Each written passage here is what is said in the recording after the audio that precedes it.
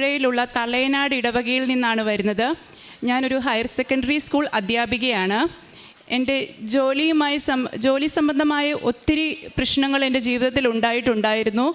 അതിനുവേണ്ടിയാണ് ഞാൻ ആദ്യമേ മാതാവിൻ്റെ അടുത്ത് വന്ന് നിയോഗം അർപ്പിച്ചത്.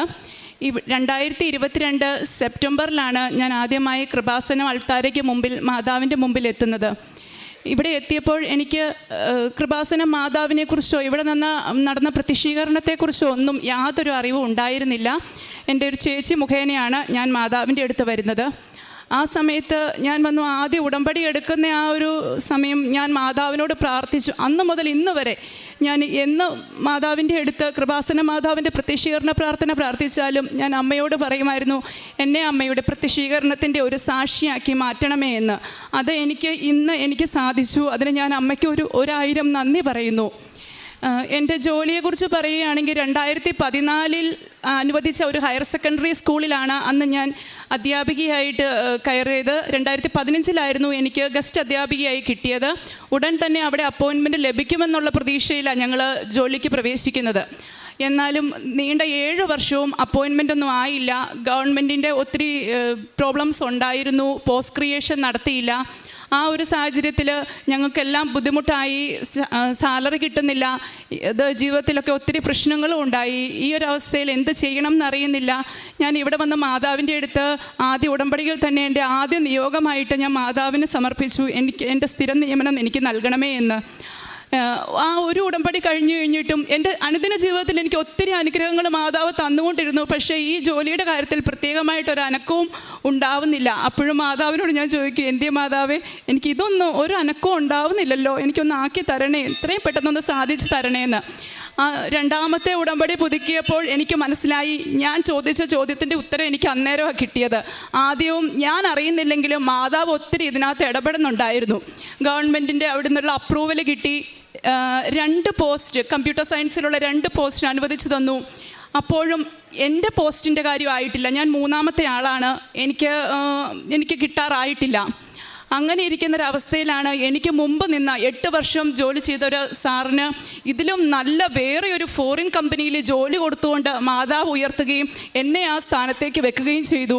അങ്ങനെ മാതാവ് എനിക്ക് ഒരു സ്ഥിര നിയമനം 2023 ജൂലൈ 10 സ്ഥിര നിയമനം എനിക്ക് നൽകി എന്നെ അനുഗ്രഹിച്ചു.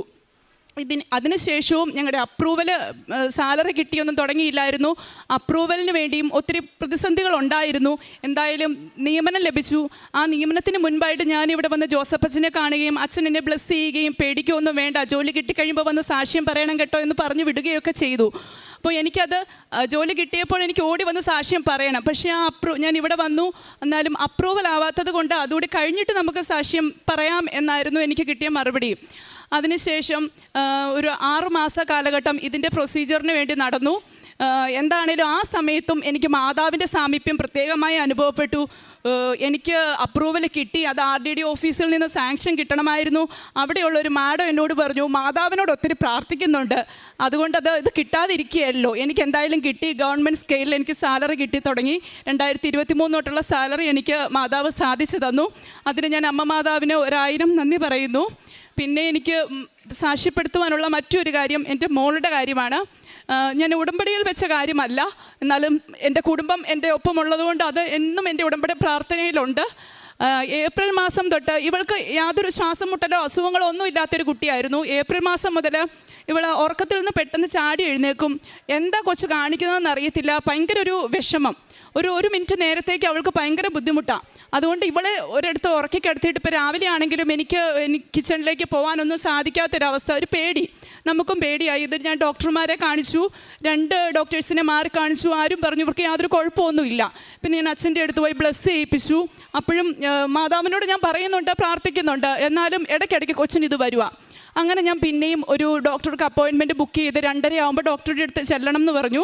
2 മണിയായപ്പോൾ ഞാൻ വീട്ടിൽ ചെന്ന് കൊച്ചിനെ കൂട്ടാൻ ചെന്നപ്പോൾ എൻ്റെ അമ്മ എന്നോട് പറഞ്ഞു, നീ എന്താ കൃപാസന മാതാവിനോട് നീ ഇത്രയും പ്രാർത്ഥിച്ചിട്ടും നീ ഇതുവരെ കൊച്ചിനെ എന്താ അവിടെ കൊണ്ടുപോകാത്തതെന്ന് ചോദിച്ചു. ഡോക്ടറെ കാണാൻ പോകാനായിട്ട് ഡ്രൈവറും വന്നായിരുന്നു. ഞങ്ങൾ നേരെ അവിടുന്ന് വണ്ടിയെടുത്ത് ഡോക്ടറുടെ അടുത്തേക്കല്ല പോയത്, ഇങ്ങോട്ടാണ് വന്നത്. 5:30 ആയപ്പോഴത്തേക്ക് ഇവിടെ എത്തി. മാതാവിൻ്റെ അടുത്ത് വന്നതേ പറഞ്ഞു, മാതാവേ ഈ ശ്വാസം മുട്ടൽ മാതാവിന് തരാൻ വന്നതാ, തിരിച്ച് ഞങ്ങളുടെ കൂടെ തന്നു വിടരുത് കേട്ടോ എന്ന് പറഞ്ഞു. അതിനുശേഷം ഇന്നിപ്പോൾ 6 മാസമായി ഇതുവരെ മോക്ക് യാതൊരു ബുദ്ധിമുട്ടും ഉണ്ടായിട്ടില്ല. അതിന് ഞാൻ മാതാവിന് 1000 നന്ദി പറയുന്നു. മറ്റൊരു കാര്യമുള്ളത്, എനിക്ക് ഒരു മാസം മുമ്പ് മഞ്ഞപ്പിത്തം ആയി ഞാൻ ബെഡ് റെസ്റ്റ് ആയിരുന്നു. 2 ആഴ്ചക്കാലം പുറത്തിറങ്ങാൻ പറ്റാതെ കംപ്ലീറ്റ് ബെഡ് റെസ്റ്റ്. ആ ഒരു സാഹചര്യത്തിൽ മാതാവിൻ്റെ സാമീപ്യം പൂർണ്ണമായും ഞാൻ അനുഭവിച്ചു. ഞാൻ ഈ ഒരു ജപമാല കൊന്തയാണ് ഞാൻ ഇന്ന് ജപമാലയ്ക്ക് വേണ്ടി എടുക്കുന്നത്. ഞാൻ ആ ബെഡ് റെസ്റ്റ് ആയിട്ട് റൂമിൽ ഞാൻ ബെഡഡായ അന്ന് മുതൽ എൻ്റെ ഈ കൊന്തയിൽ മാതാവിൻ്റെ സുഗന്ധം, ആ 2 ആഴ്ചയും മാതാവിൻ്റെ നല്ല സുഗന്ധം ഉണ്ടായിരുന്നു. മക്കളെയും ഇവരും പറഞ്ഞു, അമ്മ ഇത് ഭയങ്കര പെർഫ്യൂമിൻ്റെ സ്മെല്ലാണല്ലോ, ഞാൻ വേറെ പുറത്തിറങ്ങുന്നില്ല, ആരെയും കാണുന്നുമില്ല, അങ്ങനെ ഇരിക്കുന്നൊരവസ്ഥയിൽ ഞാൻ ആ 2 ആഴ്ച മാതാവിൻ്റെ നല്ലൊരു സാമീപ്യം ഞാൻ അനുഭവിച്ചു. അതിനുശേഷം ചെക്കപ്പ് കഴിഞ്ഞു, ഞാൻ പുറത്തേക്ക് ഇറങ്ങി. പിന്നെ ആ സ്മെല്ല് ഈ കൊന്തയിലില്ല, മാറി. അപ്പോൾ എൻ്റെ ആ ഒരു വിഷമത്തിൽ മാതാവ് പൂർണ്ണമായും എൻ്റെ കൂടെ ഉണ്ടായിരുന്നു. ഇതുപോലെ ഞങ്ങളുടെ താമസിക്കുന്ന വീടിന് ഒരു ബുദ്ധിമുട്ട്, വീടിൻ്റെ സാഹചര്യങ്ങളിലൊക്കെ കുറച്ച് ബുദ്ധിമുട്ടുകളുണ്ടായി.